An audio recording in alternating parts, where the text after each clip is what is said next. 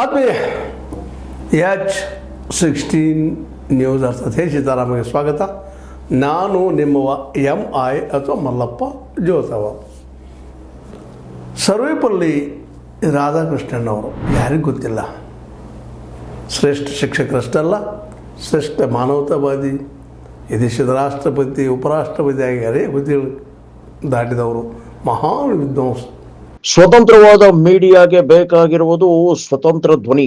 ಆ ಸ್ವತಂತ್ರ ಧ್ವನಿ ಉಳಿಸಲು ನೀವು ಮಾಡಬೇಕಾದದ್ದು ಇಷ್ಟೇ. ಅದೇನಪ್ಪಾ ಅಂತಂತಂದ್ರೆ, ನಿಮ್ಮ ಕೈಲಾದಷ್ಟು ಸಹಾಯ ಈ ಚಾನಲ್ಗೆ ಮಾಡಿ ಹಾಗೂ ನಿಮ್ಮ ಧ್ವನಿಯನ್ನು ಕಾಪಾಡಿಕೊಳ್ಳಿ.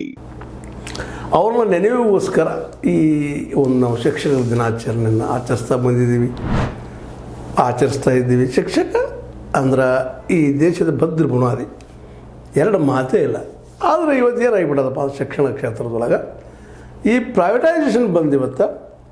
ಶಿಕ್ಷಣದ ಒಂದು ಮೌಲ್ಯ ಅದಲ್ಲ, ಅದರಲ್ಲೂ ವೈಜ್ಞಾನಿಕ ಶಿಕ್ಷಣ ಜೊತೆಗೆ ಬದುಕಿನ ಶಿಕ್ಷಣ ಭಾಳಷ್ಟು ಕಡಿಮೆ ಆಗ್ತಾಯಿದೆ ಅಂತ ಅತ್ಯಂತ ನೋವಿನಿಂದ ಇವತ್ತು ಹೇಳಬೇಕಾಗಿದೆ.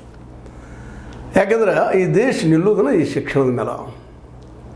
ಈ ದೇಶದಲ್ಲಿ ಶಿಕ್ಷಕರಿಗೆ ಆ ಬೆಲೆ ಇಲ್ಲ ಅನ್ನೋದನ್ನು ನಾವು ನೋಡ್ತಾ ಬಂದಿದ್ದೀವಿ. ದೊಡ್ಡ ಸ್ಥಾನ ಕೊಟ್ಟಿವಿ ಗುರು ಅಂತೇಳಿ, ಆದರೆ ಅವ್ರ ಬದುಕಿನ ಬಗ್ಗೆ, ಅವ್ರ ನೆಲೆಯ ಬಗ್ಗೆ ಅಷ್ಟು ಚಿಂತನೆ ಇಲ್ಲ ಅಂದರೂ ಅಡ್ಡಿ ಇಲ್ಲ. ಯಾಕಂತಂದ್ರೆ ಹೌದು, ಕೆಲವು ಶಿಕ್ಷಕರಿಗೇನೋ ಯೂನಿವರ್ಸಿಟಿ ಪ್ರೊಫೆಸರು ಇವರು ಆದಂಥವ್ರು ತ್ರಾಸು ತೊಗೊಂಡು ಕೆಲವು ಜನರು ಯಶಸ್ವಿಯಾಗಿ ಒಳ್ಳೆ ಬದುಕು ನಡೆಸ್ತಾ ಇರ್ಬೋದು. ಆದರೆ ಮ್ಯಾಕ್ಸಿಮಮ್ ಈ ದೇಶದ ಶಿಕ್ಷಕರು, ಅದು ಪ್ರೈವೇಟೈಸೇಷನ್ ಆದಮೇಲೆ ಪ್ರೈವೇಟ್ ಸ್ಕೂಲ್ಗಳಿಂದಾಗಿ ಅನೇಕ ಶಿಕ್ಷಕರು ಪಾಪ ಅವರ ಒಂದು ವಿದ್ವತ್ತಿಗೆ ತಕ್ಕಂಥ ಪೇಮೆಂಟನ್ನು ಪಡೀಲಾರ ಸ್ಥಿತಿ ಇಲ್ಲ, ಒಂದು ಸ್ವಲ್ಪ ಪಡೆದರೂ ಸಹ ಮಾರ್ಕೆಟ್ ರೇಟಿಗೆ ಅದು ಹೊಂದಲಾರ ಸ್ಥಿತಿ ಇವತ್ತಾಗಿಬಿಟ್ಟದು. ಅದರಲ್ಲೂ ಈ ಅತಿಥಿ ಶಿಕ್ಷಕರು, ನಮ್ಮ ಮುಖ್ಯೋಪಾಧ್ಯಾಯರು ಅತಿಥಿ ಅನ್ನುವಂಥದ್ದು ಪ್ರೊಫೆಸರ್ಗಳು, ಇದಂತೆ ಇವತ್ತು ಈ ಶಿಕ್ಷಕ ಕುಲಕ್ಕೆ ಅಂಟಂಥ ಶಾಪ ಆಗಿದೆ. ಹೀಗಾಗಿ ನಮ್ಮ ದೇಶ ಜಗದ ನಾವು ಹೇಳ್ಬೋದು ಇವತ್ತು 4ನೇ ಶ್ರೀಮಂತ ದೇಶ, $4 ಟ್ರಿಲಿಯನ್ ಗಳಿಸ್ತಾ ಇದ್ದೀವಿ ರೀ ಸರ್ ಅಂತ ಹೇಳ್ಬೋದು. ಆದರೆ ಇದರಲ್ಲಿ $2.5 ಟ್ರಿಲಿಯನ್ ಬರೀ ಕಾರ್ಪೊರೇಟ್ ಇರ್ತದೆ. ಕೇವಲ $1.5 ಟ್ರಿಲಿಯನ್ 99% ಜನರದಲ್ಲ. ಇಷ್ಟೊಂದು ಅಸಮಾನತೆ ಯಾಕಾಯಿತು? ಇದನ್ನು ನಾವು ಇವತ್ತು ಅರ್ಥ ಮಾಡ್ಕೋಬೇಕಾಗಿದೆ. ಇದಕ್ಕೆ ಕಾರಣ ಅಂದರೆ ನಾವು ನಮ್ಮೆಲ್ಲ ಮಕ್ಕಳಿಗೆ ಸಮಾನವಾದ ಎಜುಕೇಷನ್ ಕೊಡ್ತಾ ಇಲ್ಲ, ಅಸಮಾನ ಎಜುಕೇಷನ್ ಕೊಡ್ತಾ ಇದ್ದೀವಿ. ಪ್ರೈವೇಟ್ದಲ್ಲೇ ದುಡ್ಡು ತೊಗೊಳ್ತಾರೆ, ಅದು ತಕ್ಕಂಗೆ ತಯಾರು ಮಾಡ್ತಾರೆ. ಅವು ಮಕ್ಕಳು ಇವತ್ತು MBBS BE ಮತ್ತೇನು ಮಾಡಿಕೊಂಡು ತಮ್ಮ ಬದುಕನ್ನು ಭದ್ರ ಮಾಡ್ಕೊಳ್ತಾ ಇದ್ದಾವೆ. ಹಾಗೆ ತಪ್ಪಂತ ಹೇಳ್ತಾ ಇಲ್ಲ. ಆದರೆ ಇವತ್ತು ಕಲಿಸೋದಕ್ಕೆ ಸಾಧ್ಯ ಇಲ್ಲ ಅಂತ ಮಕ್ಕಳು 99%ದಾಗ ಒಂದು 70-80%, 85 ಬೇಡ 90 ಅಂದರೂ ಅಡ್ಡಿ ಇಲ್ಲ, ಒಂದು 9% ಅಷ್ಟೇ ಮಧ್ಯಮ ಮೇಲ್ಮಧ್ಯಮ ವರ್ಗದ ಜನ ಬರ್ತಾರೆ. ಕೇವಲ 1% ಕಡಿಮೆ ಕಾರ್ಪೊರೇಟ್ ಬರ್ತಾರೆ. ಅವ್ರು ತಮ್ಮ ಮಕ್ಕಳು ಹೆಂಗೆ ಬೇಕು ತಯಾರು ಮಾಡ್ಕೊಳ್ತಾರೆ. ಯಾಕಂದರೆ ಆರ್ಥಿಕ ಭದ್ರತೆ ಇರೋದರಿಂದಾಗಿ ತಮ್ಮ ಮಕ್ಕಳಿಗೆ ಈ ಒಂದು 10% ಜನ ಕಲಿಸ್ತಾರೆ, ಒಳ್ಳೆಯ ಎಜುಕೇಷನ್ ಕೊಡ್ತಾರೆ, ಪ್ರೈವೇಟ್ಗೆ ಹೋಗ್ತಾರೆ, ಇವನ್ ಫಾರಿನ್ಸ್ ಹೋಗ್ತಾರೆ, ಅಲ್ಲಿಯೂ ಗಳಿಸ್ತಾರೆ. ಇವತ್ತು ನನ್ನ ಎಜುಕೇಷನ್ ಏನಾಗಿದೆಪ್ಪ ಅಂತಂದ್ರೆ ಗಳಿಸೋದಕ್ಕಾಗಿ, ಯಾಕಂದ್ರೆ ಖರ್ಚು ಮಾಡಿರ್ತಾರೆ. ಒಬ್ಬ MBBS ಒಳಗೆ ಆಗ್ಬೇಕಾಗಿದ್ದಾರೆ ಪ್ರೈವೇಟ್ದಲ್ಲಿ ಕೋಟಿಗಟ್ಟಲೆ ಖರ್ಚು ಮಾಡಿರ್ತಾನೆ. ಕೋಟಿಗಟ್ಟಲೆ ಖರ್ಚು ಮಾಡಿದಾಗ ಅವನು 10 ಕೋಟಿಗಟ್ಟಲೆ ಗಳಿಸಲು ಪ್ರಯತ್ನ ಮಾಡ್ತಾನೆ. ಮತ್ತು ಇಂಡಿಯಾದಲ್ಲಿ ಸಾಧ್ಯ ಇದ್ದಾನೆ ಅದು ಅನಿವಾರ್ಯವಾಗಿ. MBBS ಆಗಿರ್ಬೋದು, BE ಆಗಿರ್ಬೋದು, ಯಾವುದೇ ಒಂದು ಟೆಕ್ನಿಕಲ್ ಕೋರ್ಸ್, ಪ್ರೊಫೆಷನಲ್ ಕೋರ್ಸ್ಗಳು ಮಾಡಬೇಕಾಗಿದ್ದರೆ ಖರ್ಚು ಸಿಕ್ಕಾಪಟ್ಟೆ. ಮತ್ತು ಬೇಸಿಕ್ ವಿಜ್ಞಾನ ಕೊಡೋದಿಲ್ಲ. ಯಾಕಂದ್ರೆ ಅನೇಕ BE ಮಕ್ಕಳನ್ನು, MBBS ಆದ ಮಕ್ಕಳನ್ನ ನೋಡಿದ್ದೀನಿ, ಅವ್ರ ಜೊತೆ ಮಾತಾಡಿದ್ದೀನಿ, ಸಂಪರ್ಕ ಬಂದಿದೆ. ಅವ್ರಿಗೆ ಇನ್ನೂ ಮೂಢನಂಬಿಕೆಗಳ ಮೇಲೆ, ಮತ್ತೊಂದು ಹೆಸರ ಮೇಲೆ ನಂಬಿಕೆಗಳು ಅವ್ರಿಗೆ, ತಮ್ಮ ವಿಜ್ಞಾನಗಳ ನಂಬಿಕೆ ಕಡಿಮೆ ಅದಾವ್ರಿಗೆ. ಮ್ಯಾಕ್ಸಿಮಮ್ ಮಕ್ಕಳಲ್ಲಿ ನೋಡ್ತಾ ಇದ್ವಿ. ಎಲ್ಲೋ ಕೆಲವು ಮಕ್ಕಳು ಭಾಳಷ್ಟು ವೈಚಾರಿಕ ಬಂದಿರ್ತಾರೆ, ಈ ಸಮಾಜಕ್ಕೆ ಏನು ಬೇಕು, ನಮಗೇನು ಬೇಕು ಅನ್ನೋದು ಭವಿಷ್ಯದ ಬಗ್ಗೆ ವಿಚಾರ ಮಾಡ್ತಾರೆ. ಬಟ್ ಅವ್ರಿಗೆ ಅವಕಾಶ ಸಿಗುವುದಿಲ್ಲ, ಮಾತಾಡಲಿಕ್ಕೆ ಅವಕಾಶ ಸಿಗುವುದಿಲ್ಲ. ಅದರಲ್ಲೂ ಪ್ರೈವೇಟ್ದಲ್ಲೇ ಅಥವಾ ಯಾವುದೋ ಗೌರ್ಮೆಂಟ್ದಲ್ಲೇ ನೀವು ಶಿಕ್ಷಕರಾಗಿ ಹೋದರೆ ನಿಮ್ಗೆ ಮಾತಾಡಿ ಹೋಗ್ತೀರ, ಕೇವಲ ಕಲಿಸೋದು ಮನೆಗೆ ಬೋದು ಅಷ್ಟೇ. ಇನ್ನುಳಿದು ಎದರಲ್ಲೂ ಪಾರ್ಟಿಸಿಪೇಟ್ ಮಾಡೋ ಹೋಗಿಲ್ಲ. ಕಂಡೀಷನ್ಸ್ ಅದ್ರಾಗ ರಾಜಕೀಯದ ಬಗ್ಗೆ ಅಂತ ಒಟ್ಟೆ ಮಾತಾಡೋ ಹೋಗಿಲ್ಲ. ಅಂದಾಗ ಈ ದೇಶ ಉದ್ಧಾರ ಈ ದೇಶಕ್ಕೆ ಒಬ್ಬ ಒಳ್ಳೆ ನಾಯಕ ಬರಲಿದ್ರೆ ಹೆಂಗೆ ಬರ್ಲಿಕ್ಕೆ ಸಾಧ್ಯ ರೀ? ಅದಕ್ಕೆ ಆಮೂಲಾಗ್ರಹವಾಗಿ ಶಿಕ್ಷಣ ವ್ಯವಸ್ಥೆ ಚೇಂಜ್ ಆಗೋದು ಅಷ್ಟೇ ಅಲ್ಲ, ಹುಟ್ಟಿದ ಪ್ರತಿಯೊಂದು ಮಗುವಿಗೂ ಹೈಯರ್ ಎಜುಕೇಷನ್ ಸಿಗುವಂಥದ್ದಾಗಬೇಕಾದ್ರೆ ಇಲ್ಲಿ ಶಿಕ್ಷಕರು ಸಿಕ್ಕಾಪಟ್ಟೆ ಬೇಕ್ರಿ. ಆದ್ರೆ ನಾವು ಖರ್ಚು ಮಾಡೋದು ಎಷ್ಟಪ್ಪ ಶಿಕ್ಷಣಕ್ಕೆ? ಕೇವಲ 2 to 3% ಅಂದಾಗ ಇಂಥ ಒಂದು ಶಿಕ್ಷಣ ನಮಗೇನು ಬರೋಕ್ಕೆ ಸಾಧ್ಯ. ಉತ್ತಮ ಶಿಕ್ಷಕರ ಮೇಲೆ ಸಿಗಲಿಕ್ಕೆ ಸಾಧ್ಯ ಇದೆ. ಯಾಕಂದರೆ ಶಿಕ್ಷಕರಿಗೆ ಪಾಪ ಪ್ರೈವೇಟ್ದಲ್ಲ, ಅದರಲ್ಲೂ ಹೈಸ್ಕೂಲ್ಗಳಲ್ಲಿದ್ದಾಗ 5,000 10,000 ಕೊಡ್ತಾರೆ. 10,000ದಾಗ ಅವ್ರು ಮನೆ ನಡೆಸೋದು ಕಷ್ಟ ಆಗ್ತದೆ. ಟ್ಯೂಷನ್ ಕ್ಲಾಸ್ ಇಟ್ಕೋಬೇಕು, ಮಾಡಬೇಕು, ಹೋಗ್ಬೇಕು, ಟ್ಯೂಷನಲ್ಲಿ ಮಕ್ಕಳಿಗೆ ಕಲಿಸೋದು, ಇದ್ರಲ್ಲಿ ಮತ್ತೊಂದು ಏನೂ ಮಾಡ್ಲಿಕ್ಕೆ ಸಾಧ್ಯ ಇಲ್ಲ. ಅಕಾಡೆಮಿಕ್ಕಾಗಿ ಏನೂ ಮಾಡ್ಲಿಕ್ಕೆ ಸಾಧ್ಯ ಇಲ್ಲ. ರಿಸರ್ಚ್ ಮಾಡಬೇಕಾದ್ರೆ ಇನ್ವೆಸ್ಟ್ಮೆಂಟ್ ಮಾಡಬೇಕಾಗ್ತದೆ, ಬೆನ್ನು ಹತ್ತಬೇಕಾಗ್ತದೆ, ದುಡ್ಡು ಹಾಕಬೇಕಾಗ್ತದೆ, ಹಲವಾರು ವರ್ಷ ಕಾಯಬೇಕಾಗ್ತದೆ. ಆದಾಗ ಅದು ಹೈಯರ್ ಎಜುಕೇಷನ್ ಅಲ್ಲಿವರೆಗೆ ಹಿಡಿಯವ್ರು ಯಾರು ಅದನ್ನು. ಹೀಗಾಗಿ ನಮ್ಮ ದೇಶದ ಎಜುಕೇಷನ್ ವರ್ಷದಿಂದ ವರ್ಷ ಕುಸಿತ ಹೊರಟದ. ಕೇವಲ MBBS B ಸೆಲೆಕ್ಷನ್ ಅಂದ್ರೆ ಅವ್ರು ಶಾಣಪ್ಪ ಹುಡುಗ, ಉಳಿದವ್ರು ದಡ್ರು ಅನ್ನೋಂಥ ವಾತಾವರಣ ಆಗ್ಯದ. ಅವ್ರು ಕಲಿಸೋಷ್ಟು ಶಿಕ್ಷಕರು ಉಳಿದವ್ರು ಅಲ್ಲ ಅನ್ನುವಂಥದ್ದಾಗ್ಯದ. ಯಾವ ಶಿಕ್ಷಣ ದುಡ್ಡನ್ನು ಗಳಿಸೋದಕ್ಕೆ ರಹದಾರಿ ಮಾಡ್ತದನೋ ಆ ಶಿಕ್ಷಣ ಶ್ರೇಷ್ಠ ಅನ್ನೋಂಥ ಪರಿಸ್ಥಿತಿ ಇವತ್ತು ಬಂದಿರ್ತದೆ. ಅದು ಸತ್ಯನ ಸುಳ್ಳಲ್ಲ. ಯಾಕಂದರೆ ವೈಚಾರಿಕವಾಗಿ ಬೆಳೆದ ಮಗು ಈ ದೇಶದ ಆಸ್ತಿ ಸಂಪತ್ತು. ಇದು ನಾವು ತಿಳ್ಕೊಳ್ತಾ ಇಲ್ಲ. ಮತ್ತು ಈ 10% ಜನ ಇದು ಜನಸಾಮಾನ್ಯ ತಿಳಿಸಿ ಹೇಳ್ತಾ ಇಲ್ಲ. ಎಲ್ಲಪ್ಪ ಎಲ್ಲರೂ ಶಿಕ್ಷಣ ಬೇಕು, ತಯಾರಾಗಬೇಕು ಅಂತೇಳಿ. ಅದಕ್ಕೆ ಇವತ್ತು ಈ ಸಂದರ್ಭದಲ್ಲಿ ನಾವು ಇದನ್ನು ಹೊಸ ರೀತಿಯಲ್ಲಿ ಚಿಂತನೆ ಮಾಡಬೇಕಾಗ್ಯದ.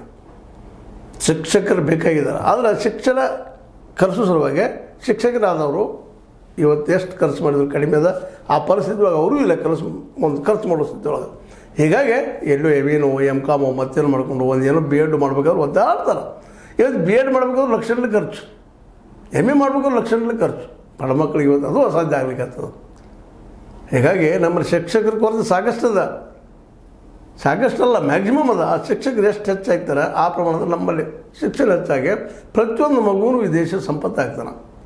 ನಾವು ಪ್ರತಿಯೊಂದು ಮಗುವೂ ದೇಶದ ಸಂಪತ್ತು ಮಾಡ್ತಾ ಇಲ್ಲ.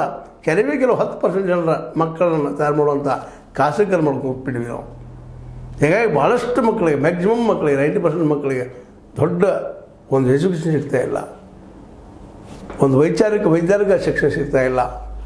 SLC ಮುಗಿದ್ರೆ PUC ಸೈನ್ಸ್ ಕಸ್ತನಪ್ಪ ಅಂತಂದ್ರೆ ಲಕ್ಷಗಳಲ್ಲಿ ಖರ್ಚು ಮಾಡಿದಾಗ ಪಾಪ ಮಗು ಏನು ಮಾಡ್ಲಿಕ್ಕೆ ಸಾಧ್ಯದ, ತಂದೆ ಏನು ಮಾಡ್ಲಿಕ್ಕೆ ಸಾಧ್ಯದ?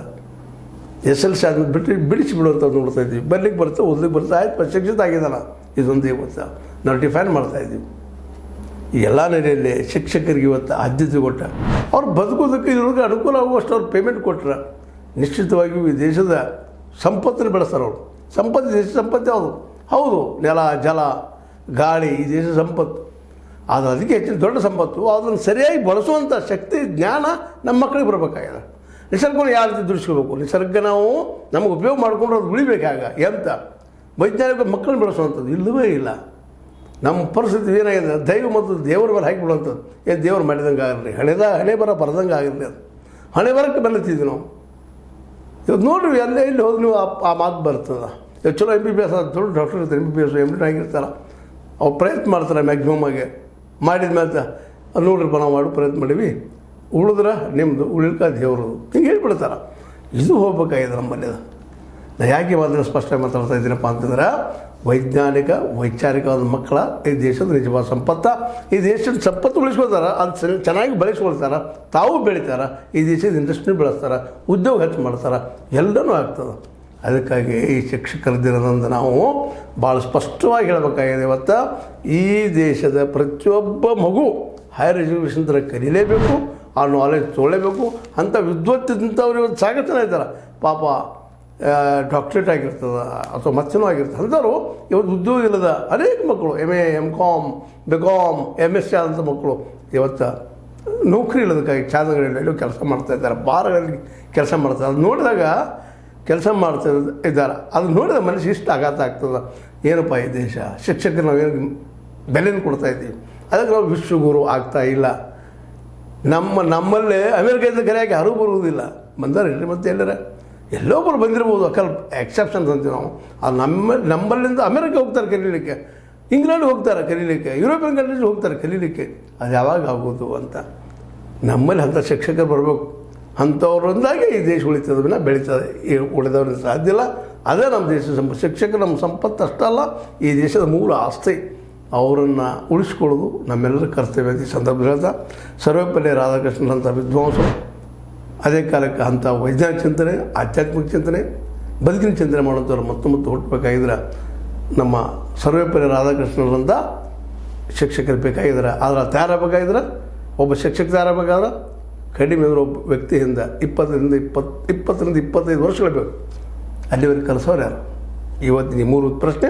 ಅದಕ್ಕೆ ನಾನು ಇದನ್ನು ಹೇಳೋದಂಥದ್ದು ಏನಪ್ಪ ಅಂದ್ರೆ free education up to higher education. ಎಲ್ಲರಿಗೂ ಫ್ರೀಯಾಗಿ ಹೈಯರ್ ಎಜುಕೇಷನ್ ಸಿಕ್ಕರೆ ಈ ದೇಶ ಸಮೃದ್ಧಿ ನಿಶ್ಚಿತ. ನಾವು ಅಮೇರಿಕನ ಮೀರಿಸ್ತೀವಿ. ಇದು ಚಾಲೆಂಜ್ ಅಂತ ಹೇಳ್ತಾ ಇದು ನಿಮ್ಮ ಲೈಕ್ ಆಗಿರ್ಬೋದು. ಲೈಕ್ ಮಾಡಿ, ಶೇರ್ ಮಾಡಿ, ಕಮೆಂಟ್ ಮಾಡಿ, ಜೊತೆ ಸಬ್ಸ್ಕ್ರೈಬ್ ತಿಳಿಸ್ಬೇಡ್ರಿ. H16 ನ್ಯೂಸ್ ಅರ್ಥ ಸೇರಿಸಿದ್ದಾರಾ? ಇದು ಸತ್ಯದ ಕೈಗನ್ನಡಿ ವಂದನೆಗಳು.